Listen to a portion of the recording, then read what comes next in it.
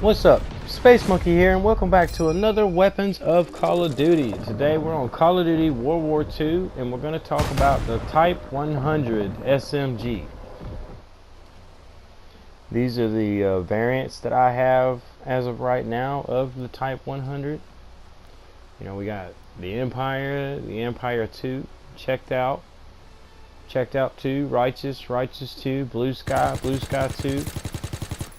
This is the standard version of the Type 100, and this is the inspection of all of the heroic weapons that I have, and some of the other weapons that I also have, the variants of the Type 100. It's a nice weapon. It's a really fun SMG to play with. I mean, it holds its own. It makes a name for itself on the battlefield. You know, it's pretty much, to me, it's one of my favorite SMGs to play with amongst many others that I have from a personal preference. But the Type 100 will get you double kills, triple kills. It's also, you know, bloodthirsty just as well. This should be basically a very good weapon for a beginner to use also. It's not a bad weapon to use. It's not got a whole lot of recoil. The recoil to me is pretty decent. It doesn't really affect the shot. As far as being accurate, it is a very accurate weapon to play with. I mean, it does have its downfalls.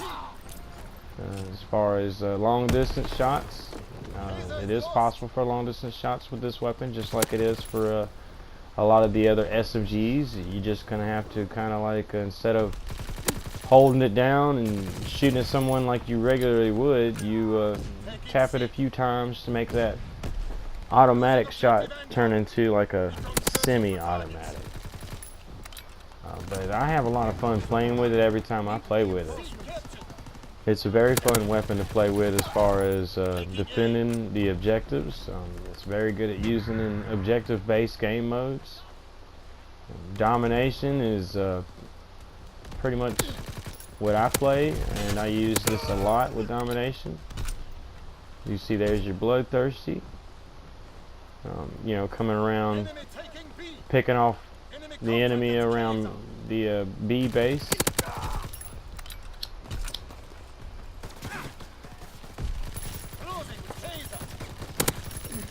I hope that you guys are getting as much fun out of using this weapon as I am.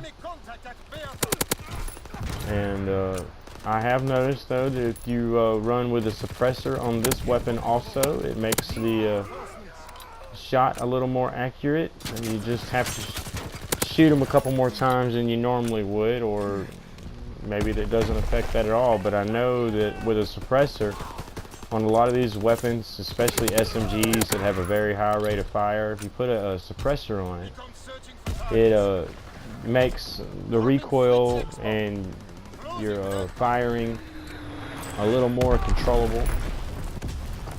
You're not firing sporadically everywhere, but you know, that's where you want to run with a foregrip also to keep from bouncing all over the place. But the Type 100 doesn't have that much kick to it for that to happen.